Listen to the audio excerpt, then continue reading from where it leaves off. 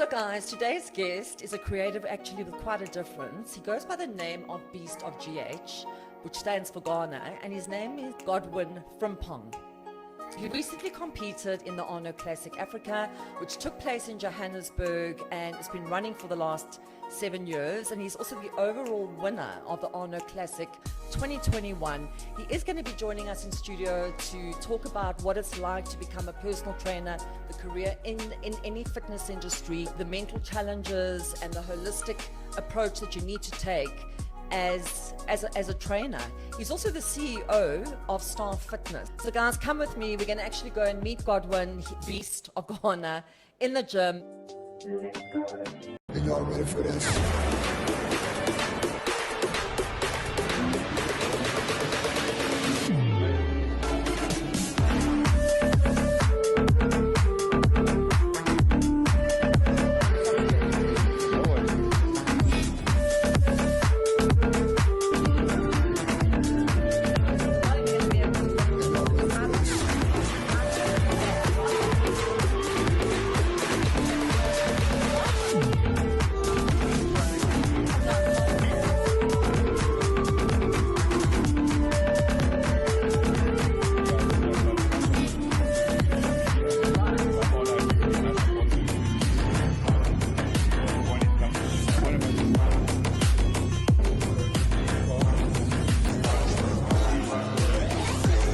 Welcome to the studio, guys. It's awesome to have you here. Thank you. The first question I'm actually dying to ask you is, how do you actually feel after the Arnold Classic? What's going through your mind right now? Okay, for me, I'm an athlete, but I always say I don't compete to add up numbers. I do compete for the first position. Right. So after the show, I was not happy with the judging, but at the end of the day, the head judge called me backstage and he said something that really changed everything. He says, you were looking good, the fans were cheering for you, everybody was looting up for you and all of that. But just that, you had a little bit of water, and that is what cost you. So, and for me, it's like anytime I compete, I need to know my faults. So when I go back home, I work on it. So that changed everything, and it happens to be my first pro show. So with the amateur side, everybody knows Frims, everybody knows Beast of Ghana. And this time they see me coming back after, I think, a year on break. They were happy, and at least I put out a best show, good show for them. The guy who won came back to me and said, listen, you gave me sleepless night for a week. You gave me sleepless night when I was in my country. When I got here for a week and I saw you coming to compete, I was not okay. But hey, on stage, you made me push to my limit. And I said, okay, we put up a good show. So next time, I'm gonna whip your ass. Absolutely, and I think that's, that goes without saying. Anybody that gets up on stage and competes, it's a very competitive industry. Yeah. You can be at your peak, your best. I think you're in immaculate condition if I look at you. And it can sometimes be soul destroying when you get up on stage and you've worked so hard mentally, you prepared yourself, and you don't get to where you need to be. But I think that's just part of life, of picking yourself up and saying, you know what, I learned a lot from this. I'm going to continue on this journey, and next time I'm going to do it better. Yeah. Mm-hmm. Yeah, that's it. And I just want to ask you, the Arnold Classic Africa has been going for around about 7 years, right? Yeah, it's about 7 years. I think it started from, was it 2015 or 2015? Yeah, 2015. 2015. I'm sure. And it's not just about fitness. It's also about many other... It's a whole sporting event. They do a whole lot. I could say almost all the events, because I never knew that they were even doing chairs and arm wrestling and all those things over there. But there were a whole lot. So it really, for me, it's not just about sport and performing, it's also about bringing communities together, bridging the gap between fitness, pro fitness people, all over the continent of Africa, because the continent of Africa has actually got a lot to offer. And it really inspires the younger generation to do something with their lives. So Beast, I want to ask you, what would you say to a young person starting out and who would like to pursue a career in training, in fitness? Tell us a little bit about your journey and how you got to where you are today. Okay, Beast of Ghana, Godwin Frimpong, didn't just get up one day and got to where I am. It took me years. He wasn't born this way, guys. I was not born this way. Literally, I was a track and field athlete. So that should tell you how skinny I used to be. Were you skinny? I cannot believe that. I was very skinny. I was really skinny because I used to do track and field. Wow. From track and field, I went into boxing. I did a bit of CrossFit. I did a bit of powerlifting. And went to bodybuilding. So it's not been an easy journey. And started bodybuilding 8 years ago. And within the 8 years, I've won ManGhana 3 times in a row in my country. I've won Ecowas 3 times in a row. And then came to Arnold Classic 2019, won my category, went on to 2021, because 2020 was COVID, so they couldn't organize it here. And then 2021, got my pro card, won my category, won the overall, took a year off, came back 2023 for the pro show, which I came second. But the journey has not been easy, because coming from a family of 7, and me being the 6th born, and the 5 ahead of me were all boys. And I came, and the last one is the girl. Life was easier till we lost our dad, and then things changed. So I, being a fan of sport, and my late dad till now happens to be my best friend till now, even though he's no more. He told me you can achieve anything you wanna. You don't need anyone. It's you and your mindset. And that thing has been with me for over 30 years now. So anything I put my mind to, I make sure I go for it. And one thing that have led me to where I am now is I respect everybody equally. And I don't go boasting around that because I'm champion in my country, I will disrespect people. I don't use my size to bully people. And I respect my mom. She's my everything. Whatever she says, whether good or bad, I listen. And anything that I do, she comes first. So in my journey, it's been 2 people, my late dad and my God. My God is my mom. I call her my God because she's 74. She turned 74 yesterday. Wow, that's amazing. Yeah, What is your mom's name? She's Faustina Frimpong. What's her first name? Faustina. Faustina. That's Frimpong. a beautiful name. Yeah. She turned 74 yesterday. I literally wanted to win this show to honor her birthday. But you can still honor her. Well, she was happy. I was not happy, but she was happy because even Yusef was like, hey, I know what you can do, but coming back to me in this journey, those are the 2 key people that I always say. And then there's a man back home who happens to be like a godfather in our bodybuilding, and our president back home too, the federation president. Anytime I tell him I'm coming on stage, he's so happy because he says, anytime you step on stage, people love you, people love your performance. So guys, I mean, you're just a pure product of somebody that looks great, but you have a great heart as well. And I think that is, more important to be successful in any industry or when you're building your brand, is to be real, be who you are, believe in yourself. Yeah. And you're a true product of that, Beast. You really, really are. We try. It really helps us, though. It really does. Because most bodybuilders, because of the products that we take, some of us are quick-tempered. We cannot control our emotions, so we do things before we think.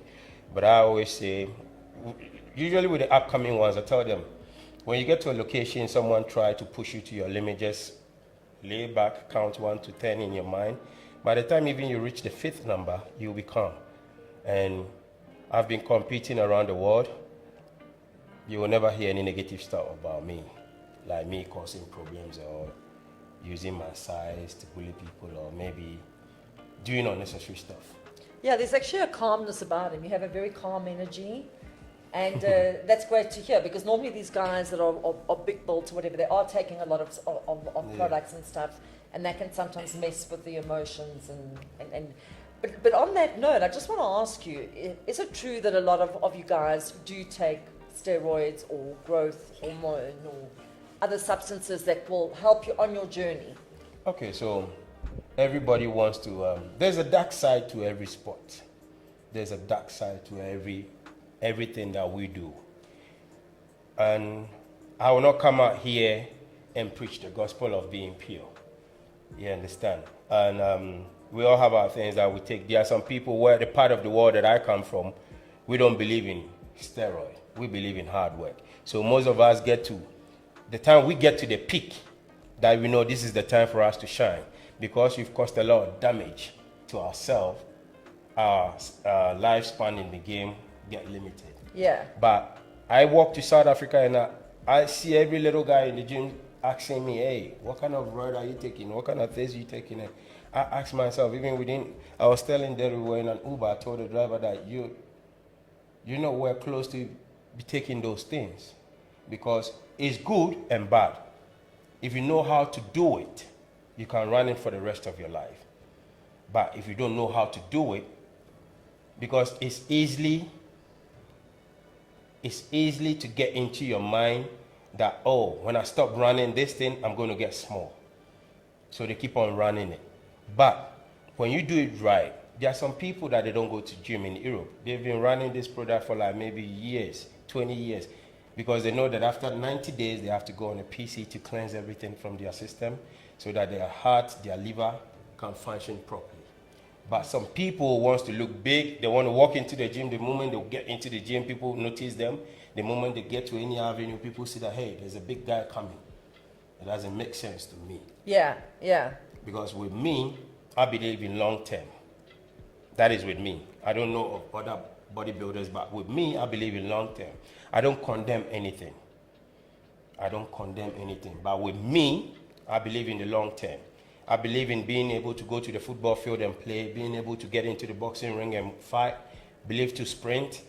I don't believe in just getting bigger and people go like, I want to get to the football field and they go like, hey, this big guy can sprint. This big guy can do that. That is my belief. You're diverse. That is my belief. That is my world that I live in. Yeah. Yeah. But I will not say, I cannot tell you that this person, there's a dark side to every sport. Absolutely. There's a dark side. So whether it's running, whether it's gymnastics, whatever it is. No one even believe CrossFitters will have their dark side. It's there. It just came not long ago. Absolutely. So. And I mean, would you say the Arnold Classic is also a great networking event? So besides the fact that you're competing, you're also rubbing shoulders with a lot of brands get to see you out there on stage. You're able to meet the promoters. I mean, has that opened doors for you in the past?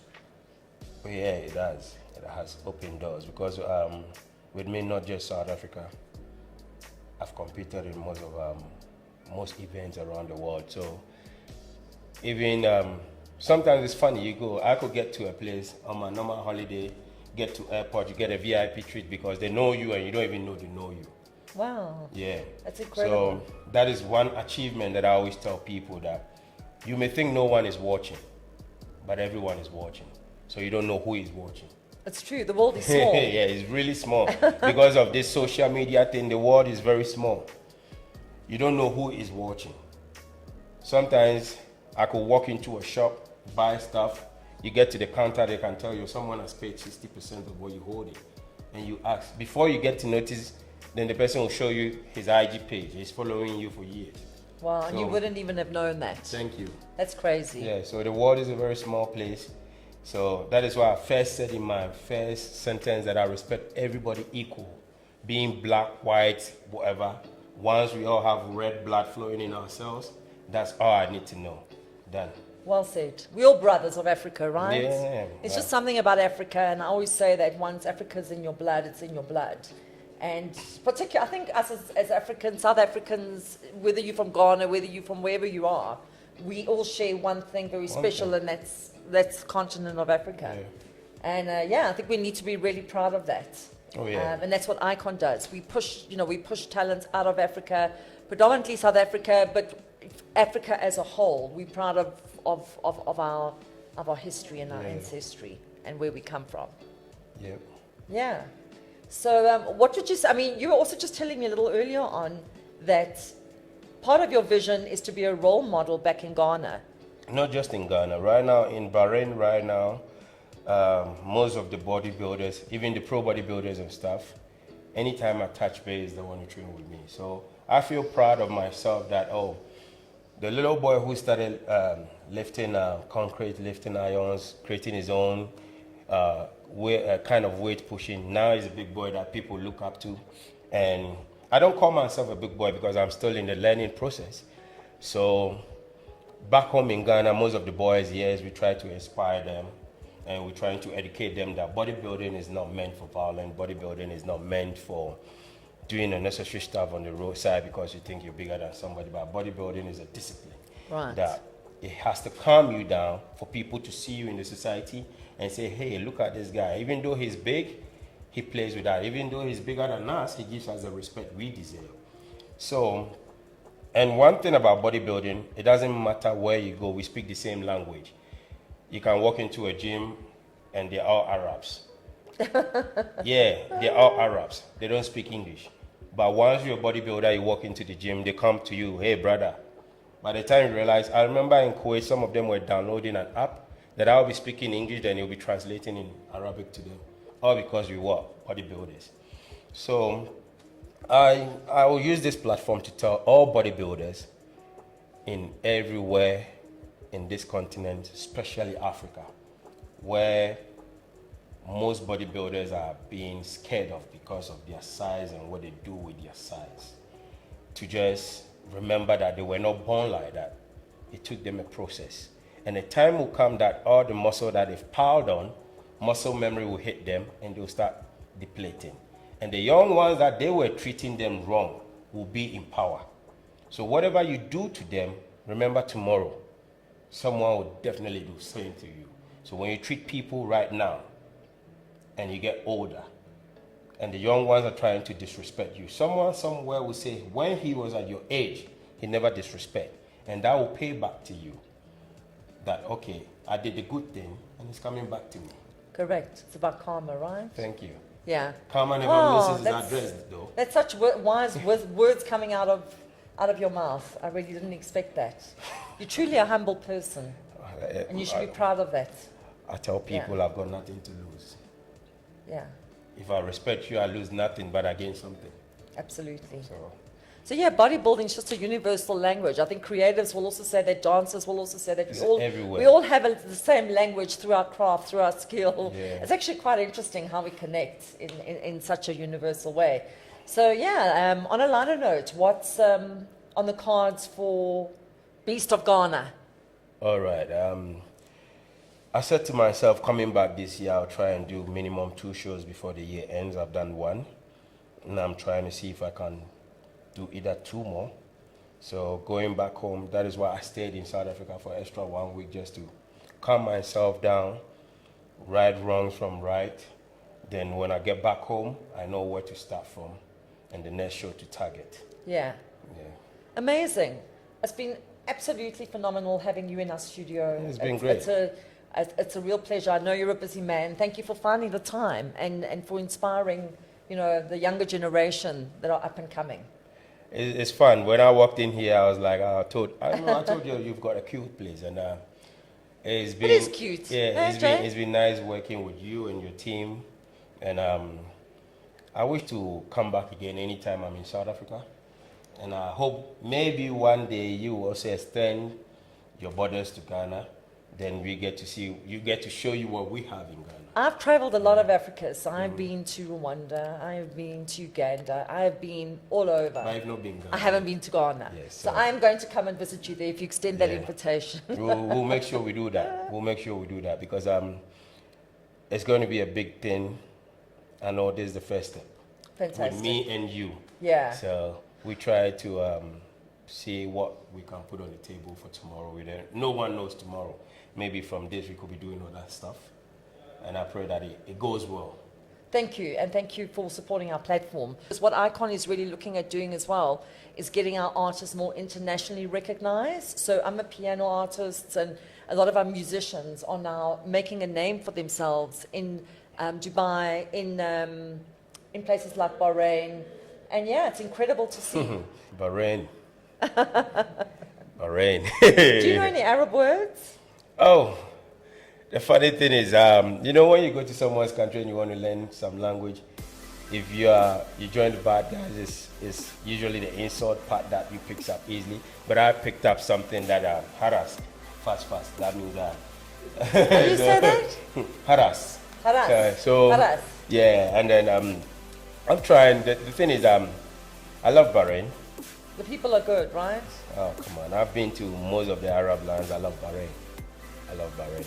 They're all cool, but the thing is, you know, when you get to Bahrain, part of you is like you're in Europe. Part of you is like you're in Africa, you know, because most of the people over there are, 70% of the population are expats. So yeah, that's right. You feel welcome. And me being a bodybuilder, everybody, you know, everywhere you go, you get that question like, hey, I want to start training. What can I do? Kind of like, so you feel at home.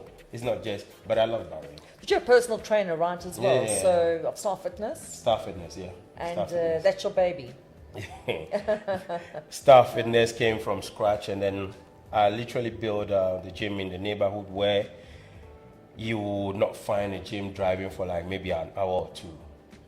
I didn't build Star Fitness for a big income now.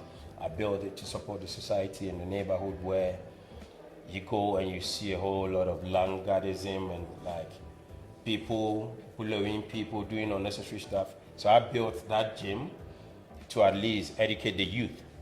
So every morning they come there, I go there maybe, I'm not usually there because I'm not usually back home in Ghana, but anytime I'm in Ghana, I make sure I see them once or twice every month.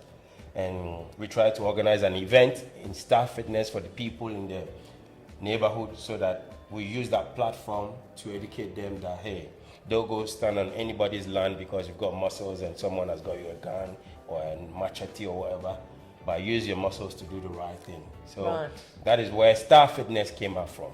Incredible. Yeah. Amazing. Thank you once again. Thank you been for having me. Fantastic hearing your journey, and we'll definitely, hopefully see you in Bahrain soon. Oh yeah. I love that. Then I'll tour you guys around. When you come Ghana too, we'll tour you around. Fantastic. So, all right. Thank Nice you. meeting Thanks, you. Beast. Nice meeting you.